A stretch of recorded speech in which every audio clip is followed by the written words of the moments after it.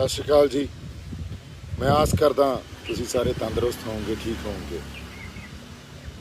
गल बड़ी गंभीर आ, इस करके करनी जरूरी आ ते संगत नाल करनी जरूरी है। मैनू पता लग्या भी किसान जथेबंदियां चों एक जथेबंदी सुप्रीम कोर्ट चली गई आ ते सुप्रीम कोर्ट जाके उन्होंने उत्थे रिट पटीशन फाइल करती आ ये जिहड़ी लैजिसलेशन आ उहनूं चैलेंज करने वास्ते।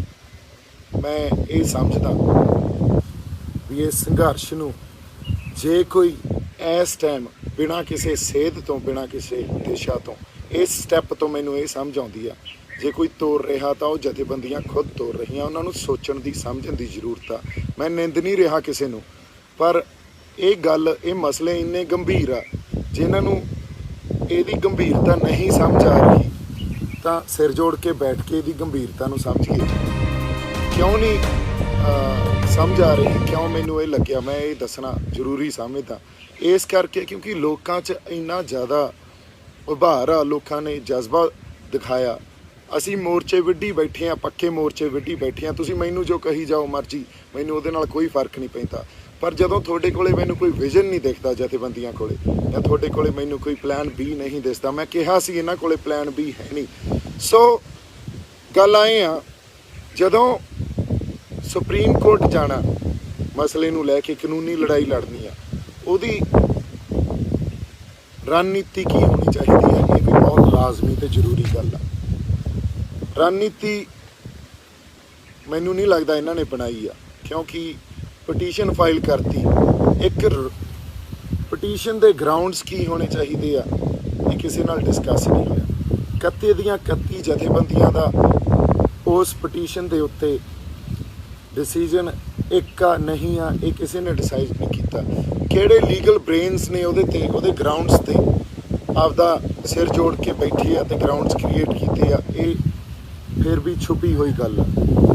अगली गल जदों पटीशन फाइल हुंदी आ तुहाडा सुप्रीम कोर्ट च AOR एडवोकेट ऑन रिकॉर्ड कौन आ, तुहाडा सुप्रीम कोर्ट के अंदर काउंसल कौन आ, ये बहुत बहुत जरूरी गल्लां। क्योंकि एक कहावत आ लीगल फील्ड दी, it's not the cases it's the faces which makes the difference in the court. जिहड़ी मेरी इत्थे खदशा जां मैं कह सकदा जिस गल नूं समझ के मैं अज गल कर रहा, बाई चांस जे कोई वीक पटीशन फाइल करती, वीक ग्राउंड्स तैयार कर ले तो साडा संघर्ष उत्थे ही डुब जाना। कोर्ट ने एडजुडिकेट कर देना गवर्नमेंट के फेवर च, क्योंकि गवर्नमेंट हो सकता किते ना किते सरकार कोई week petition week case court च किसी जथेबंदी के थ्रू फाइल करा ले, वो फाइल कराउण तो बाद आपदे फेवर च उहनूं डिसाइड करवा ले।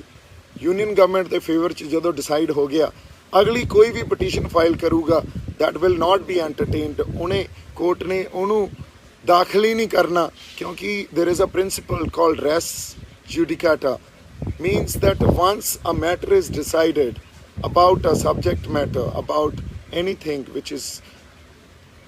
which is probably affecting lot of aggrieved parties, means ਇਹਦਾ मैं मतलब दस देना, एक जिहड़ा केस पहला ही एडजुडिकेट हो जाता, डिसाइड हो जाता, जिहड़ा बहुत सारिया एग्रीव्ड पार्टियां जिहड़ियां उहदे तो प्रभावित पार्टियां या जथेबंदियां या किसान जथेबंदियां उन्हां नूं इफैक्ट करदा। जे वो केस एक बारी डिसाइड हो गया तो वारी वारी उहे जे केस सुप्रीम कोर्ट ने मुड़ के दाखिल ही नहीं करनी। हुण मेरा खदशा यह आ भी जे तुसीं पटीशन फाइल करते हो, किसान जथेबंदियां मैनूं इहदा जवाब देण, तुहाडे तो पुੱਛ के पटीशन फाइल की गई आ, किसे दी सहमति है, तुसीं मैनूं कहने हो भी दीप सिद्धू साडे तो वख चलदा, मैं वख नहीं चलदा, मैं तुहाडे नाल चलदा। पर जदों तुहाडे कोले कोई प्लान नहीं हुंदा, जदों तुहाडे कोले कोई हल नहीं हुंदा, तुहाडे आपदे कोले एक कोई प्लान ऑफ एक्शन नहीं आ, फिर मैं आपदी धरती नाल किवें गदारी कर ਲਾਂ, किवें मैं तुहाडे पिछे लग जा, किवें मैं ये कहदा भी जो तुसीं कहोगे उही करांगे, फिर तो यह गुलामी की निशानी हुंदी आ। इस करके मेरी बहुत वड्डी ये इस टाइम चिंता एडी गंभीर आ, वीक ग्राउंड्स ते हुई, AOR वीक होया जिहड़ा एडवोकेट ऑन रिकॉर्ड आ, या साडा चंगा काउंसल नहीं होया उत्थे सुप्रीम कोर्ट च। असी ਇੱਕ ਮੋਰਚਾ ਜਿਹੜਾ ਬਹੁਤ ਵੱਡੀ ਲੜਾਈ ਸਾਨੂੰ ਜਿੱਤ ਕੇ ਦੇ ਸਕਦਾ, ਜਾਂ ਉੱਥੇ ਅਸੀਂ ਲੜਾਈ ਇਸ ਤਰ੍ਹਾਂ ਲੜ ਸਕਦੇ ਹਾਂ, ਜੇ ਕਿਤੇ ਉੱਥੇ ਸਰਕਾਰਾਂ ਨੇ ਗੱਲ ਨਹੀਂ ਸੁਣੀ ਫਿਰ ਅਸੀਂ ਨਿਆਂ ਲੈਣ ਗਏ। ਉੱਥੇ ਜਦੋਂ ਨਿਆਂ ਲਈਦਾ ਹੁੰਦਾ, ਕਿਸੇ ਲੈਜਿਸਲੇਸ਼ਨ ਨੂੰ ਚੈਲੰਜ ਕਰੀਦਾ ਹੁੰਦਾ, ਉਹਦੇ ਗਰਾਊਂਡਸ ਬਹੁਤ ਜ਼ਿਆਦਾ ਇੰਪੋਰਟੈਂਟ ਹੁੰਦੇ ਆ। ਉਹਦੇ ਗਰਾਊਂਡਸ 'ਤੇ ਬੜਾ ਮੱਥਾ ਮਾਰਨਾ ਪੈਂਦਾ। ਕੌਨਸਟੀਟਿਊਸ਼ਨਲ ਐਕਸਪਰਟ, ਸੰਵਿਧਾਨ ਦੇ ਐਕਸਪਰਟ ਜਿਹੜੇ ਲਾਇਰਸ ਆ ਉਹ ਬੈਠਦੇ ਆ, ਉਹ ਸਿਰ ਜੋੜ ਕੇ ਉਹਦੇ ਗਰਾਊਂਡਸ 'ਤੇ ਮੱਥਾ ਮਾਰ ਕੇ ਪਟੀਸ਼ਨ 'ਚ ਦਾਖਲ ਕਰਕੇ ਉਹਨੂੰ ਫਾਈਲ ਕਰਦੇ ਆ, ਅਤੇ ਉਹਨਾਂ 'ਤੇ ਫਿਰ ਬਹਿਸ ਹੁੰਦੀ ਆ ਕਿਸੇ ਚੰਗੇ ਕਾਉਂਸਲ ਨੂੰ ਲੈ ਕੇ, ਕੌਨਸਟੀਟਿਊਸ਼ਨ ਦੇ ਐਕਸਪਰਟ ਨੂੰ ਲੈ ਕੇ। ਮੈਨੂੰ ਨਹੀਂ ਲੱਗਦਾ ਜਿਸ ਜਥੇਬੰਦੀ ਨੇ ਇਹ ਫਾਈਲ ਕੀਤੀ ਹੈ, ਜੇ ਬਾਕੀ ਜਥੇਬੰਦੀਆਂ ਦੀ ਇਹਦੇ 'ਤੇ ਸਹਿਮਤੀ ਆ ਤਾਂ ਇਹ ਸਾਰਾ ਕੁਝ ਕੀਤਾ ਗਿਆ। ਮੈਨੂੰ ਐਂ ਲੱਗਦਾ ਸਰਕਾਰ ਨੇ ਇੱਕ ਵੀਕ ਪਟੀਸ਼ਨ ਫਾਈਲ ਕਰਾ ਲੈਣੀ ਆ, ਸਰਕਾਰ ਨੇ ਆਪਦੇ ਫੇਵਰ 'ਚ ਸੁਪਰੀਮ ਕੋਰਟ ਤੋਂ ਡਿਸਾਈਡ ਵੀ ਕਰਾ ਲੈਣੀ ਆ, ਮੁੜ ਕੇ ਅਸੀਂ ਸੁਪਰੀਮ ਕੋਰਟ ਜਾਣ ਜੋਗੇ ਵੀ ਨਹੀਂ ਰਹਿਣਾ। ਸੋ ਬਾਈ ਜੀ, ਤੁਸੀਂ ਮਸਲੇ ਦੀ ਗੰਭੀਰਤਾ ਨੂੰ ਕਿਉਂ ਨਹੀਂ ਸਮਝ ਰਹੇ? ਕਿਸਾਨ ਜਥੇਬੰਦੀਆਂ ਨੂੰ ਮੇਰੀ ਬੇਨਤੀ ਆ ਹੱਥ ਜੋੜ ਕੇ, ਤੁਸੀਂ ਕਿਉਂ ਇੱਕ ਦੂਜੇ ਨੂੰ ਨਿੰਦਣ 'ਚ ਲੱਗੇ ਹੋ? ਮੈਂ ਕਿਹਾ ਸੀ ਤੁਹਾਡੇ ਕੋਲੇ ਪਲਾਨ ਵੀ ਹੈ ਨਹੀਂ। ਇਸ ਪਟੀਸ਼ਨ ਦੇ ਫਾਈਲ ਹੋਣ ਤੋਂ ਮੈਨੂੰ ਪਤਾ ਲੱਗ ਗਿਆ ਤੁਹਾਡੇ ਕੋਲੇ ਪਲਾਨ ਵੀ ਹੈ ਨਹੀਂ। ਸੋ ਜੇ ਤੁਸੀਂ ਲੋਕਾਂ ਦੇ ਇਸ ਉਭਾਰ ਨੂੰ, ਲੋਕਾਂ ਦੇ ਹੌਸਲੇ ਨੂੰ, ਲੋਕਾਂ ਦੇ ਅੰਦਰ ਜਿਹੜਾ ਜਜ਼ਬਾ ਉਹਨੂੰ ਇਸ ਤਰ੍ਹਾਂ ਨਾਲ ਗਲਤ ਸਟੈਪ ਲੈ ਕੇ ਵੇਚਣਾ, ਫਿਰ ਕੀ ਕਰ ਸਕਦੇ ਹਾਂ ਅਸੀਂ? ਇੱਥੇ ਮੋਰਚਿਆਂ ਤੇ ਬੈਠ ਕੇ ਕੱਲਾ ਇੱਥੇ ਸਾਨੂੰ ਬੈਠ ਕੇ ਕੁਛ ਨਹੀਂ ਨਿਕਲਣਾ। ਮੈਂ ਕਿਹਾ ਬੰਦੀ ਕਰੀਏ, ਆ ਜਾਓ ਆਪਾਂ ਵੱਖ ਸਟੇਟਾਂ ਨਾਲ, ਹੋਰ ਸਟੇਟਾਂ ਨਾਲ ਵੀ ਆਪਦੀ ਇਹ ਮੁਹਿੰਮ ਉੱਥੋਂ ਤੱਕ ਲੈ ਕੇ ਜਾਈਏ, ਇਹਨੂੰ ਪੂਰੇ ਭਾਰਤ 'ਚ ਫੈਲਾਈਏ ਬਾਕੀ ਸੂਬਿਆਂ ਨਾਲ ਗੱਲ ਕਰਕੇ। ਉਹਦੇ ਤੇ ਕਹਿੰਦੇ ਸਾਡੇ ਕੋਲੇ ਤਾਂ ਬਹੁਤ ਯੂਨੀਅਨਾਂ ਵੱਖ-ਵੱਖ ਸਟੇਟਾਂ 'ਚ ਬੈਠੀਆਂ, ਅਸੀਂ ਤੇ ਯੂਨੀਅਨਾਂ ਬੈਠੀਆਂ ਤਾਂ ਉਹਨਾਂ ਨਾਲ ਗੱਲ ਕਰੋ, ਇਸ ਅੰਦੋਲਨ ਨੂੰ ਉੱਥੇ ਵੀ ਪੈਦਾ ਕਰੋ। ਇਹ ਕੌਣ ਕਰੂਗਾ? ਕੀ ਸਟੈਪ ਲਏ ਜਾ ਰਹੇ ਆ ਇਸ ਲਈ? ਮੈਂ ਕਿਤੇ ਦਾ ਕਹੀ ਜਾਣਾ, ਰੇਲਾਂ ਰੋਕੀ ਜਾਂਦੇ ਆ ਅਸੀਂ। ਰੇਲਾਂ ਰੋਕਣ ਦਾ ਜਿੰਨਾ ਖਰਚਾ ਸੈਂਟਰ ਲੂਜ਼ ਕਰ ਰਿਹਾ, ਜਿਹੜੀ ਉਹਦੀ ਕਮਾਈ, ਉਹ ਪੰਜਾਬ ਤੇ ਪੈ ਜਾਣਾ, ਸਾਨੂੰ ਸਾਡੀਆਂ ਜੇਬਾਂ 'ਚੋਂ ਦੇਣਾ ਪੈਣਾ। ਕਿਉਂ ਨਹੀਂ ਅਸੀਂ ਸਮਝ ਰਹੇ ਗੱਲਾਂ ਨੂੰ? ਅਸੀਂ ਦੂਰਦਰਸ਼ੀ ਹੋ ਕੇ ਕਿਉਂ ਨਹੀਂ ਸੋਚਦੇ? ਕਿਉਂ ਨਹੀਂ ਇਹਦੀ ਸੇਧ ਡਿਸਾਈਡ ਕਰਦੇ? ਇਕੱਠੇ ਸਿਰ ਜੋੜ ਕੇ ਬੈਠ ਕੇ ਇਹਨੂੰ ਡਿਸਾਈਡ ਕਰੀਏ। ਮੈਨੂੰ ਤੁਹਾਡੇ ਨਾਲ ਆ ਕੇ ਗੱਲ ਕਰਨਾ ਜਾਂ ਨਿੰਦਿਆ ਕਰਨ ਦਾ ਕੋਈ ਮਤਲਬ ਨਹੀਂ ਆ, ਪਰ ਇੰਨੇ ਗੈਰ ਜ਼ਿੰਮੇਦਾਰਾਂ ਨਾਲ ਸਟੈਪ ਜਦੋਂ ਲਏ ਜਾਂਦੇ ਆ ਤਾਂ ਬੜਾ ਮਨ ਨੂੰ ਦੁਖੀ ਹੁੰਦੇ ਆ, ਜਾਂ ਮਨ ਨੂੰ ਇੱਕ ਠੇਸ ਲੱਗਦੀ ਆ ਵੀ ਇਹ ਕੀ ਹੋ ਜਾਂਦਾ ਯਾਰ। ਇਹਦੇ ਬਾਰੇ ਤਾਂ ਗੱਲ ਹੁਣ ਕੀਤੀ ਜਾਣੀ ਚਾਹੀਦੀ ਆ। ਨਹੀਂ ਮੈਂ ਫੇਰ ਆਪਦੇ ਲੋਕਾਂ ਲਈ ਜਾਂ ਆਪਦੀ ਮਿੱਟੀ ਲਈ ਗਦਾਰੀ ਕਰੂੰਗਾ। ਮੇਰੇ ਤੋਂ ਨਹੀਂ ਹੁੰਦਾ ਜੀ, ਮੇਰੀ ਜਾਗਦੀ ਆ ਜ਼ਮੀਰ। ਮੈਂ ਇਹ ਕਹਾਂ ਵੀ ਅੱਜ ਤੁਹਾਡੀ ਹਾਂ 'ਚ ਹਾਂ ਮਿਲਾ ਕੇ, ਜੇ ਤੁਹਾਡੇ ਕੋਲੇ ਕੋਈ ਪਲਾਨ ਹੀ ਨਹੀਂ ਆ, ਤੁਹਾਡੀ ਹਾਂ 'ਚ ਹਾਂ ਮਿਲਾ ਕੇ ਮੈਂ ਕਹਾਂ ਜਿਵੇਂ ਤੁਸੀਂ ਕਹੋਗੇ ਉਵੇਂ ਕਰੂੰਗਾ, ਤਾਂ ਫਿਰ ਮੈਨੂੰ ਲੱਗਦਾ ਉਹ ਜਾਂ ਤਾਂ ਗੁਲਾਮੀ ਹੋਊਗੀ ਜਾਂ ਗਦਾਰੀ ਹੋਊਗੀ। ਮੇਰੇ ਤੋਂ ਦੋਵੇਂ ਹੀ ਨਹੀਂ ਹੋ ਸਕਦੀਆਂ।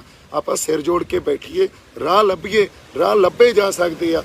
ਰਾਜ ਸਰਕਾਰ ਨੂੰ, ਸਾਡੀ ਪੰਜਾਬ ਸਰਕਾਰ ਨੂੰ ਵੀ ਅਸੀਂ ਕਹੀਏ ਵੀ ਇਸ ਲੈਜਿਸਲੇਸ਼ਨ ਜਿਹੜੇ ਇਹ ਲਾਅ ਬਣ ਗਏ ਆ ਹੁਣ, ਇਹਨਾਂ ਨੂੰ ਨਿਗੇਟ ਕਰਨ ਵਾਸਤੇ ਰਾਜ ਸਰਕਾਰ ਕੁਛ ਨਾ ਕੁਛ ਸਾਡੇ ਪੰਜਾਬ ਦੇ ਸਟੇਟ ਦੇ, ਕਿਉਂਕਿ ਐਗਰੀਕਲਚਰ, ਫਾਰਮਰ ਇਹ ਸਟੇਟ ਸਬਜੈਕਟ ਆ ਕੌਨਸਟੀਟਿਊਸ਼ਨ 'ਚ, ਕੁਛ ਇਹੋ ਜਿਹੇ ਲਾਜ਼ ਬਣਾਵੇ ਜਿਹੜੇ ਸੈਂਟਰ ਦੇ ਇਹਨਾਂ ਲੈਜਿਸਲੇਸ਼ਨਸ ਨੂੰ ਨਿਗੇਟ ਕਰੇ, ਇਹਨਾਂ ਨੂੰ ਰੱਦ ਹੀ ਕਰਦੇ। ਸੋ ਇਸ ਕਰਕੇ ਅਸੀਂ ਕਰ ਸਕਦੇ ਹਾਂ, ਹੱਲ ਵੀ ਲੱਭ ਸਕਦੇ ਹਾਂ, ਹੈਗੇ ਆ ਹੱਲ ਸਾਡੇ ਕੋਲੇ। ਪਰ ਜੇ ਸਿਰ ਜੋੜ ਕੇ ਨਹੀਂ ਬੈਠਾਂਗੇ, ਹਉਮੈ ਮੈਂ ਇੱਕ ਦੂਜੇ ਨੂੰ ਨਿੰਦਣਾ, ਲੱਤਾਂ ਖਿੱਚਣਾ, ਫਲਾਨਾ ਫਲਾਨੇ ਦਾ ਏਜੰਟ ਆ, ਇਹਨਾਂ ਚੀਜ਼ਾਂ 'ਚ ਰਹਿ ਗਏ। ਤੇ ਆਹ ਜਿਹੜੀ ਪਟੀਸ਼ਨ ਪਾਈ ਆ, ਇਹ ਪਾਉਣੀ ਚਾਹੀਦੀ ਸੀ, ਪਰ ਇਹਦਾ ਸਮਾਂ ਕੀ ਹੋਣਾ ਚਾਹੀਦਾ ਫਾਈਲ ਕਰਨ ਦਾ, ਇਹ ਕਿਸ ਤਰ੍ਹਾਂ ਫਾਈਲ ਕਰਨੀ ਚਾਹੀਦੀ ਆ, ਗਰਾਊਂਡਸ ਕੀ ਹੋਣੇ ਚਾਹੀਦੇ ਆ, ਸਾਡਾ ਐਡਵੋਕੇਟ ਔਨ ਰਿਕਾਰਡ ਕੀ ਹੋਣਾ ਚਾਹੀਦਾ, ਸਾਡਾ ਕਾਉਂਸਲ ਕਿਹੜਾ ਬੰਦਾ ਹੋਣਾ ਚਾਹੀਦਾ, ਕਿਹੜਾ ਸੁਪਰੀਮ ਕੋਰਟ 'ਚ ਫੇਸਿਸ ਆ ਜਿਹੜੇ ਵਰਕ ਕਰਦੇ ਆ, ਕਿਸ ਬੈਂਚ ਦੇ ਕੋਲੇ ਜਾਊਗੀ, ਉਸ ਬੈਂਚ ਦੇ ਸਾਹਮਣੇ ਕਿਹੜੇ ਫੇਸਿਸ ਵਰਕ ਕਰਦੇ ਆ। ਆਲ that has to be considered. I don't know why we are not brainstorming about anything, but we are blaming each other. ਸੋ ਮੇਰੀ ਬੇਨਤੀ ਹੈ ਤੁਹਾਨੂੰ ਹੱਥ ਜੋੜ ਕੇ, ਇਸ ਲੱਤਾਂ ਖਿੱਚਣ ਵਾਲੀ ਪ੍ਰੈਕਟਿਸ 'ਚੋਂ, ਚੱਕ ਲਿਆ ਧਰ ਲਿਆ ਵਾਲੇ ਕੰਮ 'ਚੋਂ ਨਿਕਲੀਏ। ਅਸੀਂ ਸਿਰ ਜੋੜ ਕੇ ਬੈਠੀਏ। ਜਥੇਬੰਦੀਆਂ ਨੂੰ ਵੀ ਬੇਨਤੀ ਆ, ਹੱਲ ਨਿਕਲਿਆ ਆਊਗਾ, ਹੱਲ ਹੈਗੇ ਆ। ਸੋ ਨਿਮਰਤਾ ਸਹਿਤ, ਪਿਆਰ ਤੇ ਸਤਿਕਾਰ ਨਾਲ ਮੈਂ ਬੇਨਤੀ ਕਰਦਾ, ਸਿਰ ਜੋੜ ਕੇ ਬੈਠੋ, ਬ੍ਰੇਨਸਟਾਰਮ ਕਰੀਏ ਤੇ ਕੋਈ ਨਾ ਕੋਈ ਹੱਲ ਕੱਢੀਏ, ਕਿਉਂਕਿ ਅਸੀਂ ਹੁਣ ਲੋਕਾਂ ਦਾ ਭਲਾ ਕਰਨਾ। ਇਹੀ ਮੇਰੀ ਬੇਨਤੀ ਹੈ ਜੀ ਸਾਰਿਆਂ ਨੂੰ। ਪਿਆਰ ਤੇ ਸਤਿਕਾਰ ਇੱਕ ਵਾਰੀ ਫੇਰ ਮੇਰੇ ਵੱਲੋਂ। ਸਤਿ ਸ਼੍ਰੀ ਅਕਾਲ।